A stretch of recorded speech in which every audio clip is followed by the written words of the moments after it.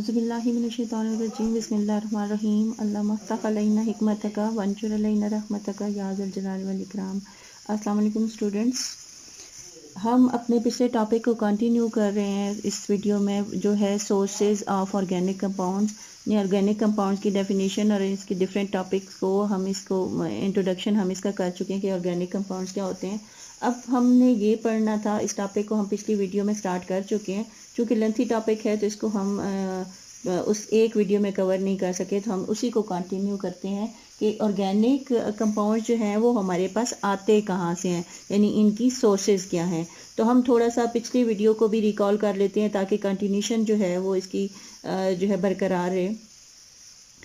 हमने बात की थी कि ऑर्गेनिक कंपाउंड जो हैं वो हमारे पास, जैसे पुरानी वाइटल फोर्स थ्योरी थी उसके मुताबिक जो हैं वो एनिमल्स और प्लांट से आते हैं, यानी जो लिविंग थिंग्स हैं उनसे हम ले सकते हैं। But after the work of Waller सब ने एक्सेप्ट किया कि इसको लेबॉर्ट्री में भी सिंथेसाइज किया जा सकता है।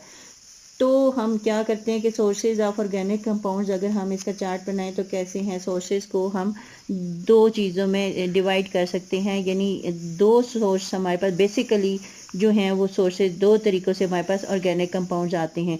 एक तो नेचुरली अकरिंग होते हैं, यानी जो नेचर में पाए जाते हैं, नेचुरल जिनको कहते हैं, एक तो नेचुरल रिसोर्सेज हैं, और दूसरा हमारे पास सिंथेटिक मीन्स हैं, यानी सिंथेटिक सोर्सेज हैं। यानी लेबॉर्ट्री में कैसे हम इसको प्रिपेयर कर सकते हैं, इसको हम लेबॉर्ट्री में भी प्रिपेयर कर सकते हैं। सिंथेटिक है यानी इसको हम लेबॉर्ट्री भी लिख सकते हैं, लेबॉर्ट्री सोर्स है, और दूसरा नेचुरल सोर्स है। अब नेचुरल सोर्स में हमने बात की थी कि नेचुरल सोर्स में क्या क्या आ जाता है। नेचुरल लिविंग थिंग्स से आता है, तो लिविंग थिंग्स कौन कौन सी होती हैं, आपने बायो में भी पढ़ा है क्या होती हैं। एनिमल्स होते हैं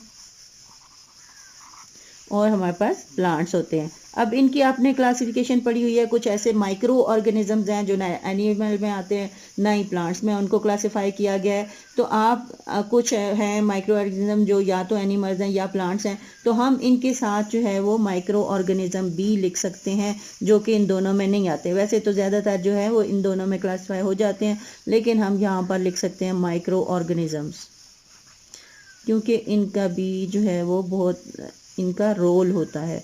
यानी ये माइक्रो ऑर्गेनिज्म इनका रोल होता है सोर्स में, यानी बैक्टीरिया और फंजाई वगैरह। अब होता क्या है कि एनिमल्स भी, एक तो जब वो ज़िंदा होते हैं तब हम उनसे ले सकते हैं, ऑर्गेनिक कंपाउंड्स की सोर्स होते हैं, और जब वो मर जाते हैं तब भी उनसे ऑर्गेनिक कंपाउंड जो है वो हासिल किए जा सकते हैं। तो ये भी आगे सोर्स जो हैं हम इनको फिर डिवाइड कर लेते हैं, एक तो लाइव एनिमल्स जो होते हैं उनसे, और फिर जो है वो डेड एनिमल्स होते हैं उनसे हम ऑर्गेनिक कंपाउंड जो है वो कैसे हासिल करते हैं। So in the case of plants, ये भी लाइव प्लांट से भी हम हासिल कर सकते हैं और डेड प्लांट से भी हम हासिल कर सकते हैं। तो लाइव एनिमल्स हैं, तो लाइव एनिमल से हम क्या क्या लेते हैं। फॉर एग्जांपल हम जो है लाइव एनिमल से प्रोटीन्स लेते हैं। कैसे लेते हैं प्रोटीन, कि हम क्या करते हैं, हम चिकन के एग्स जो है वो डेली इस्तेमाल करते हैं, एग्स हो गए। इसके अलावा हम बीफ खाते हैं, उसमें भी प्रोटीन का सोर्स है, बीफ भी। मटन है वो भी इसका सोर्स है। इसके अलावा जो है और क्या होता है, फ़िश हम लेते हैं तो वो भी क्या है, प्रोटीन का सोर्स है। यानी लाइव से हम ये चीज़ें ले सकते हैं जो कि प्रोटीन, और प्रोटीन जो है वो क्या है, एक ऑर्गेनिक कंपाउंड है। ऑर्गेनिक कंपाउंड है तो ये कहाँ कहाँ से हम लेते हैं, एग्स से, बीफ से, मटन से, फिश से। अब अगर एनिमल्स, डेड एनिमल्स की बात की जाए तो हमने पिछली वीडियो में कहा था कि जब एनिमल्स और प्लांट्स डेड हो जाते हैं, जब वो अर्थ क्रस्ट के अंदर चले जाते हैं, यानी ज़मीन के अंदर चले जाते हैं, जब उनके ऊपर बहुत ज़्यादा प्रेशर होता है। देखिए हम कोई चीज़ जो है वो किसी के ऊपर रखते हैं तो वो उसको प्रेशर डालती है, अपने फिज़िक्स में पढ़ा है प्रेशर क्या होता है। तो इसी तरह जब डेड एनिमल्स होते हैं वो ज़मीन के अंदर दफन हो जाते हैं तो उसके ऊपर प्रेशर बढ़ जाता है। तो प्रेशर बढ़ने से अंदर टेम्परेचर भी इंक्रीज़ होता है। तो क्या होता है, ये माइक्रो ऑर्गेनिजम्स इनको डीकम्पोज कर लेते हैं। तो by the action of micro organism इनकी डीकम्पोजिशन होती है और ये ऑर्गेनिक कंपाउंड्स में चेंज हो जाते हैं। इसी तरह प्लांट्स की बात हम बाद में करते हैं। प्लांट्स का जैसे हमने पिछली वीडियो में देखा था कि कोल कैसे बनता है। जब वुड जो है वो ज़मीन के अंदर दब जाती है तो under high pressure and temperature with the action of microorganisms it is changed into first peat, then it is by the continuous process finally it is changed into anthracite coal। तो इसी तरह प्लांट से क्या बनता है, कोल बनता है। और एनिमल से जब ये, और इन तीन एनिमल से जो बनता है वो क्या होते हैं, डेड एनिमल से जब इन पे डीकम्पोजिशन होती है तो डीकम्पोजिशन के बाद के क्या बनते हैं, नेचुरल गैस एंड पेट्रोलियम। यही आपने देखा होगा कि नेचुरल गैस और पेट्रोलियम जो है वो कहाँ से, ज़मीन के अंदर से जो है वो निकाले जाते हैं। और ये जो ज़मीन के अंदर इनकी डीकम्पोजिशन से, यानी डीकम्पोजर्स होते हैं माइक्रो ऑर्गेनिज्म, तो ज़मीन के अंदर जब प्लांट्स और एनिमल्स मर जाते हैं तो ये by the decomposition of dead animal and plants जो फ्यूल होता, ये फ्यूल बन जाता है क्योंकि इससे बहुत ज़्यादा एनर्जी हासिल की जाती है नेचुरल गैस, पेट्रोलियम और कोल से। कोल का आप पढ़ चुकी हैं। और अगर यहाँ पर बात की जाए लाइव जो है वो प्लांट्स की बात की जाए तो ये भी लाइव और डेड दोनों से हम जो है वो ऑर्गेनिक कंपाउंड जो है वो ले सकते हैं। तो लाइव प्लांट्स की बात की जाए, जब वो लाइव होते हैं तो आप देखें मुख्तलिफ फसलें उगाई जाती हैं, प्लांट्स में आती हैं, उन फसलों से हम डिफरेंट जो है वो ऑर्गेनिक कंपाउंड जो है ले सकते हैं। अब हम डिफरेंट ऑर्गेनिक कंपाउंड्स को डिफ्रेंशिएट करके एक एक को देखें। जैसे कार्बोहाइड्रेट्स हैं ऑर्गेनिक कंपाउंड में आता है, तो ये हम कैसे हासिल करते हैं, डिफरेंट ग्रेन से। जैसे राइस के होते हैं यानी चावल, मेज़ जो है वो मकई हो गई, वीट गंदम हो गई, हम डेली गंदम की रोटी खाते हैं। तो सारी चीज़ें कहाँ से आती हैं, ये ऑर्गेनिक जितना भी हम फूड लेते हैं तो उसमें ऑर्गेनिक हम कहाँ से लेते हैं, प्लांट से भी। एनिमल्स भी सोर्स होता है और प्लांट भी लाइव से हम लेते हैं। इसी तरह अगर लाइव प्लांट से हम प्रोटीन्स की बात करें तो ये किससे हम प्रोटीन हम कैसे हासिल करते हैं प्लांट से। जैसे मुख्तलिफ किस्म की दालें होती हैं, पल्सेस का हम इस्तेमाल करते हैं। तो डिफरेंट पल्सेस और बीन्स जितने भी हैं, हम ये सारे क्या हैं, ये प्रोटीन का सोर्स हैं जो क्या हम प्लांट से हासिल करते हैं। इसके अलावा प्रोटीन के अलावा अगर हम बात करें जो है वो विटामिन्स की, तो विटामिन्स भी हम डिफरेंट, ये भी ऑर्गेनिक कंपाउंड है। और ये विटामिन्स हम कैसे हासिल करते हैं, डिफरेंट फ्रूट्स में होते हैं विटामिन। जैसे संतरे में विटामिन सी होता है, इसी तरह डिफरेंट फ्रूट्स में डिफरेंट विटामिन्स होते हैं। और ये विटामिन्स हम किससे हासिल करते हैं, डिफरेंट फ्रूट से।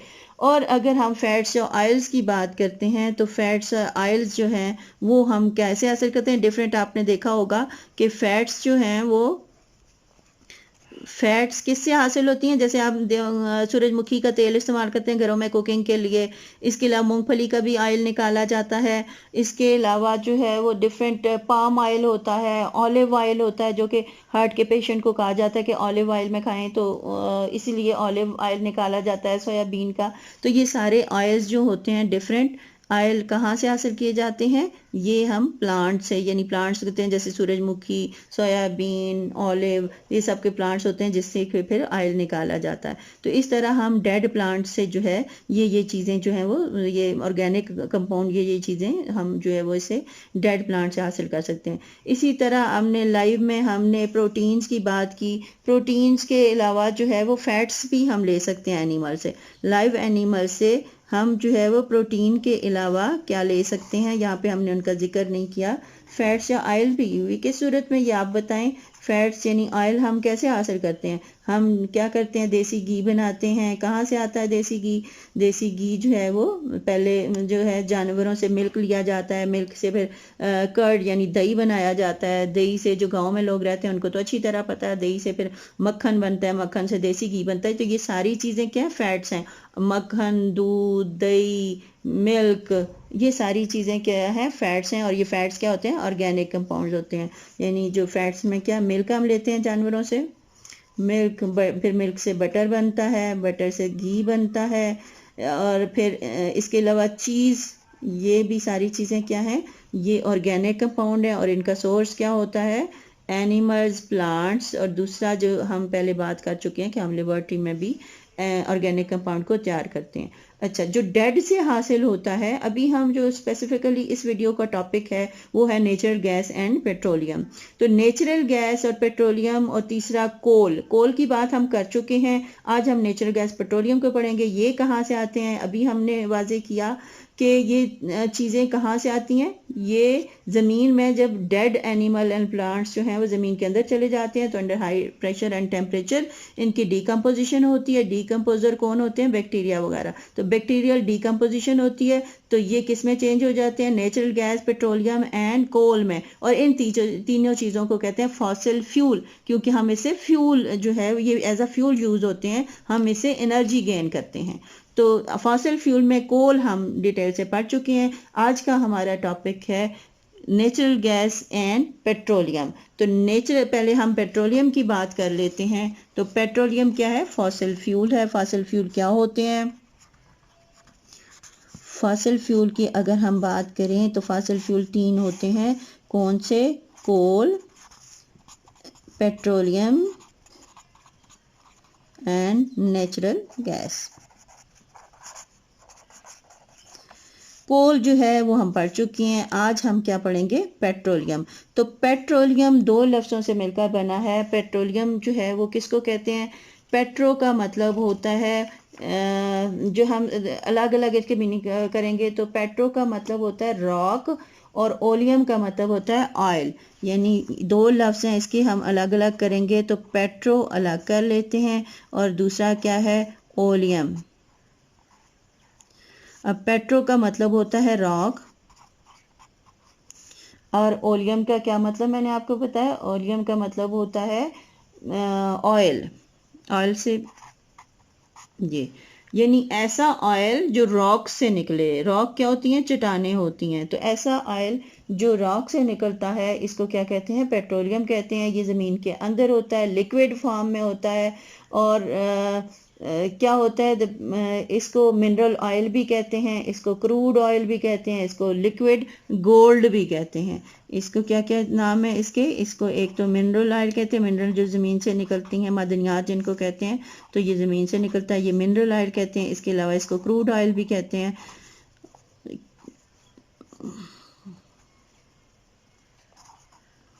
और इसके अलावा इसको एक और नाम है इसका, लिक्विड गोल्ड।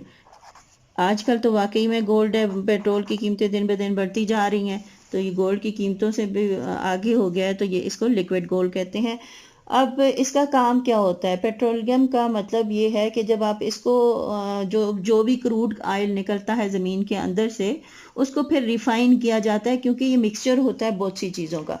किन किन चीज़ों का मिक्सचर होता है, इसमें जो है वो सॉलिड भी होते हैं, लिक्विड भी होते हैं और गैशियस हाइड्रोकार्बन भी होते हैं। इसमें वाटर भी होता है, इसमें सॉल्ट भी होता है और ये जो है मिक्स हुए होते हैं। फिर इनके पाकिस्तान में भी कुछ रिफाइनरीज हैं, ऑयल रिफाइनरीज हैं, तो फिर ये जब निकलता है तो इसको डिफरेंट इसकी फ्रैक्शनल डिस्टिलेशन की जाती है। अब ये फ्रैक्शनल डिस्टिलेशन क्या होता है कि डिफरेंट फ्रैक्शंस में जब इसको इनके बॉइलिंग पॉइंट की बेस पे इनको डिफरेंट फ्रैक्शंस में हासिल कर लिया जाता है। पहले हमने पढ़ा डिस्ट्रक्टिव डिस्टिलेशन, उसमें क्या किया जाता था कि हीट किया जाता था with the absence of air. यहाँ पे इनको बॉयल किया जाता है और डिफरेंट फ्रैक्शन में इसको निकाल लिया जाता है। तो इसमें जो है वो केरोसिन ऑयल आ जाता है, इसमें डीजल आ जाता है, इसमें पेट्रोल आ जाता है। तो ये डिफरेंट चीज़ें अपने अपने बॉइलिंग पॉइंट पे अलग अलग हो जाती हैं और रिफाइनरीज में यही होता है कि सबको अलग अलग करके फिर इनको एज अ यूजफुल प्रोडक्ट जो है वो जहाँ जहाँ इनका यूज़ होता है वो यूज़ किया जाता है। पेट्रोल का आपको पता है कहाँ पे यूज़ होता है, हमारे व्हीकल्स में यूज़ होता है, इसके अलावा डिफरेंट इंडस्ट्रीज में यूज़ होता है। यहाँ पे आप देख सकते हैं ये फ्रैक्शनल डिस्टिलेशन का प्रोसेस हो रहा है। अब डिफरेंट इसके जो फ्रैक्शंस हैं, जैसे पेट्रोलियम जो है इसमें फ्रैक्शन कौन कौन से सामने नज़र आ रहे हैं, पेट्रोल है, केरोसिन ऑयल है, डीजल है, फ्यूल ऑयल है। ये सारे जो मिक्सचर जिनसे ये मिक्सचर जिन चीज़ों का मिक्सचर होता है उनको फ्रैक्शंस कहते हैं।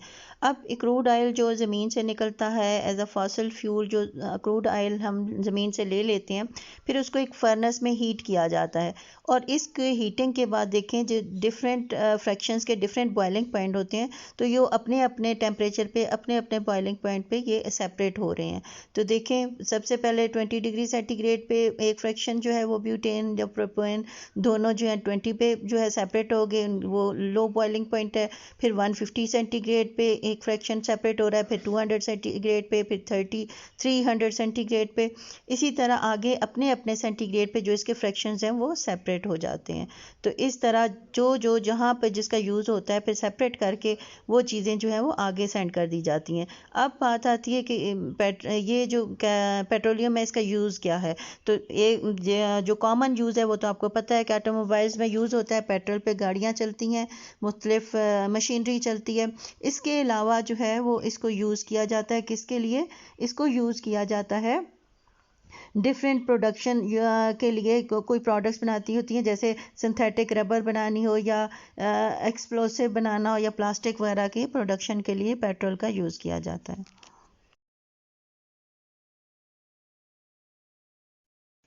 अब हम तीसरे फॉसिल फ्यूल की बात करते हैं। तो तीसरा जो है वो क्या है, नेचुरल गैस। नेचुरल गैस की बात करें तो नेचुरल गैस क्या होती है, फॉसिल फ्यूल होता है जो ज़मीन से निकलता है। इसकी कंपोजिशन की बात करते हैं कि नेचुरल गैस में क्या क्या कंपोनेंट्स होते हैं। तो आपको जैसे सामने नज़र आ रहा है ये फ्यूल है, तो आपको एक फ्लेम की सूरत में नज़र आ रहा है, हीटिंग पर्पज़ के लिए यूज़ होता है ज़्यादातर। तो आप देखें सबसे पहला जो कंपोनेंट आपको ऊपर नज़र आ रहा है मीथेन है, और इसका फ्रैक्शन बहुत ज़्यादा है, यानी सबसे ज़्यादा मिकदार में नेचुरल गैस में मीथेन पाया जाता है।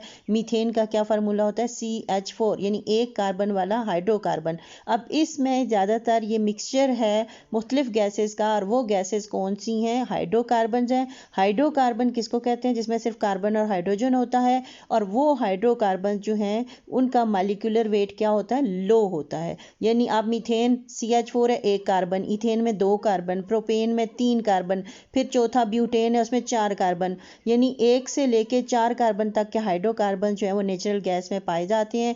ज़्यादातर कंपोनेंट मीथेन का होता है, जो 85% से लेके 95% तक मीथेन गैस पाई जाती है। उसके बाद इसमें कंडेंसेट आ जाते हैं। कंडेंसेट्स क्या होते हैं, ये इसका लिक्विड पार्ट होता है। गैस में लिक्विड वेपर्स होते हैं डिफरेंट गैसेस के, तो वो हाई मॉलिक्यूलर वेट के बेंजीन और डिफरेंट टाइप अदर्स होते हैं जो इसमें पाए जाते हैं। उसके अलावा नीचे आ जाएं तो इसमें मुख्तलिफ गैसेज होती हैं, जैसे कार्बन डाइऑक्साइड है, नाइट्रोजन है, हाइड्रोजन सल्फाइड है। इसके अलावा हीलियम भी कुछ मिकदार में पाई जाती है।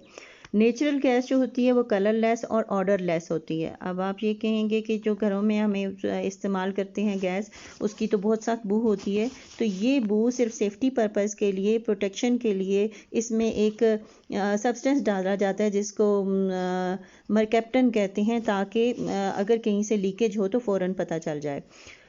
ये जो नेचुरल गैस है ये पाकिस्तान में सुई गैस कहलाती है, क्योंकि इसके ज़खायर बलूचिस्तान में सुई जगह का नाम है, वहाँ से दरियाफ्त हुए थे, तो उस मकाम की मुनासबत से इसको सुई गैस कहते हैं।